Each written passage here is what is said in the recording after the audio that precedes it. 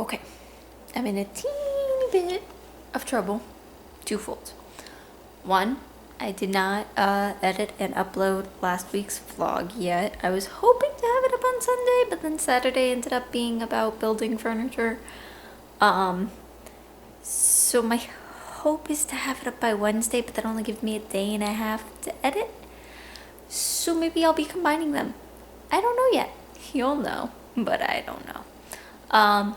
The other thing is that I have not yet finished, I keep wanting to say Strange Grace, but the other one, Nightshine. Haven't quite finished that yet, but I'm really close, and I totally could have finished it last night if I, didn't value sleep so much. I'm almost definitely going to finish it tonight, so I'm gonna buckle down and do that, and yeah, and then I will work on my book 3, which I will tell you about tomorrow because it's already late and I'm bad at doing these. Weekly reading vlogs are a mistake because it means I have to add one more thing to my Monday to do. Anyway, welcome to week 2 of WoTathon.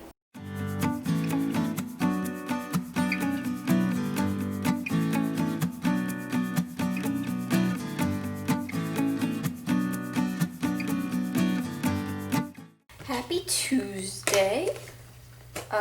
So last night, oh no. It's my lunch break, I'm trying to get myself some soup. Last night I did finish Nightshine, and unfortunately was rather disappointed in the ending.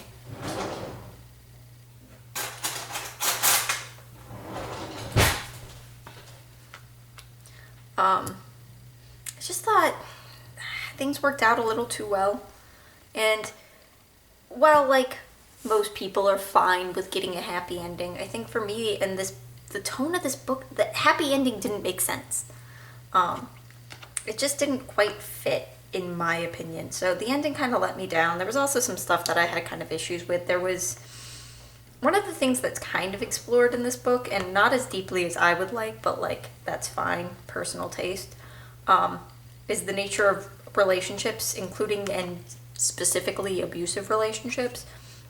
And the reason I think it wasn't explored as well as I would have liked is, well, one, I think, I don't want to get into spoilers, but I think it highlights the abuse of one relationship while excusing the abuse of another relationship.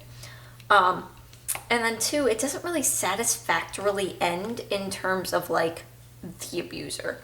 I think they kind of, maybe it's meant to be realistic, I don't know, but I think it kind of like, the narrative seems to forgive them for their abuse, and I didn't like that. So that all kind of frustrated me. So what I'm reading next is The Shadow of What Was Lost by, I can't remember, Katie Rose Poole, maybe is the name? I can't remember the name.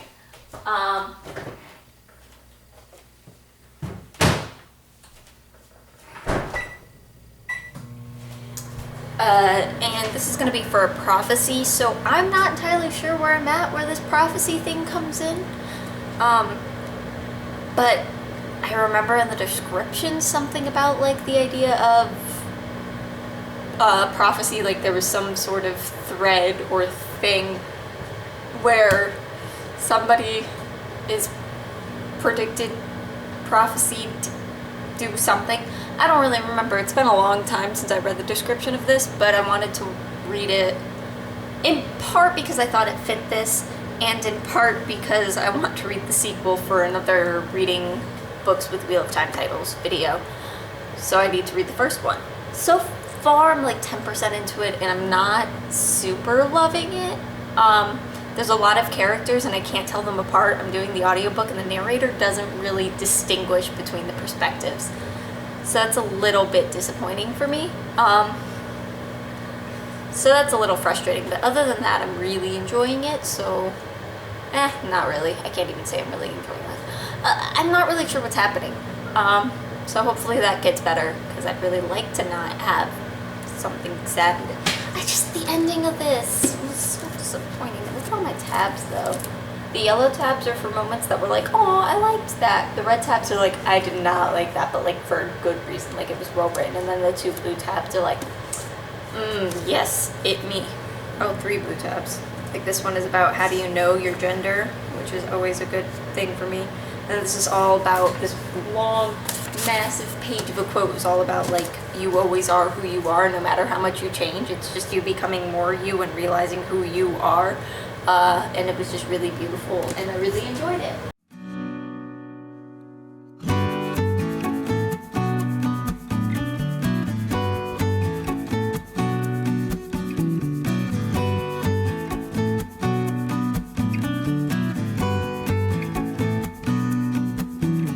Okay, so reading update.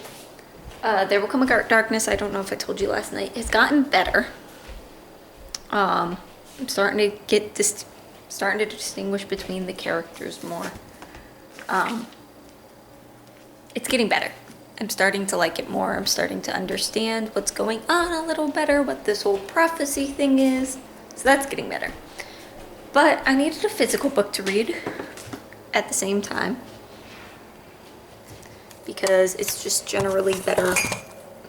Generally, I like to have multiple books going, especially if one of them is an audiobook. I don't like to just be reading an audiobook. So I started The Exiled Seven. So the next prompt is a fallen society or dystopia. I don't think that's going to quite fulfill this, but if I follow a particular path, I think this works for 2 prompts for sure. I think there will be a romantic subplot in here, and then of course there's these beautiful lighting in here. Definitely this like gorgeous tree. This is also one of those really like buttery feeling covers. Anyway, this is like a reverse Snow White and the Seven Dwarfs. Not like gender swapped, but like it's these 7 dwarfs are exiled from their nation and they run into a mysterious woman that might help them out, I think. I've only just started it, but I'm really enjoying it so far. I'm on chapter 3. And there's just this really fascinating prose in it where like each chapter starts out really like storyteller-esque and then it gets kind of interesting from there. But like at this point I've just met the characters, starting to get to understand what the problem is. I know they're exiled, I don't know why. Well, one of them was exiled and the rest stood by him and got exiled with him. And we haven't been told yet why. But I'm basically done with work for the day, so I'm going to do some cleaning and listen to There Will Come a Darkness. So I might be able to finish that in the next couple days.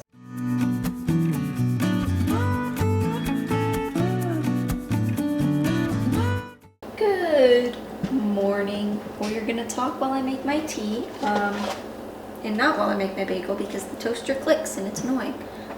Today you're on top of the fridge and I'm standing on a step stool because that was the best angle I could figure out. What should I drink? I should take the tea first. Yeah, let's go with the Darjeeling. We're just gonna go with a basic Darjeeling tea from the Tea Heaven.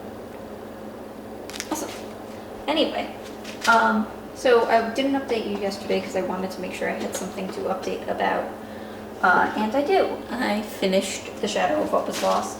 And I wish I had something remotely interesting to say about it, but it was just fine. And books that are fine, I just don't know what to talk about with them because they are fine. There's nothing particularly egregiously wrong with them. There's nothing particularly interestingly good about them. They're just, I didn't think they were bad. I didn't think it was good. It's good enough that I am interested in the sequel, which is good because I was going to read it whether I was interested in it anyway or not. So that's good, at least, that I'm curious about how this will continue. I don't know. There was a romance I didn't really care for. It was kind of okay. It was kind of a friends to enemies to lovers almost situation. It was just kind of played on some tropes I don't like.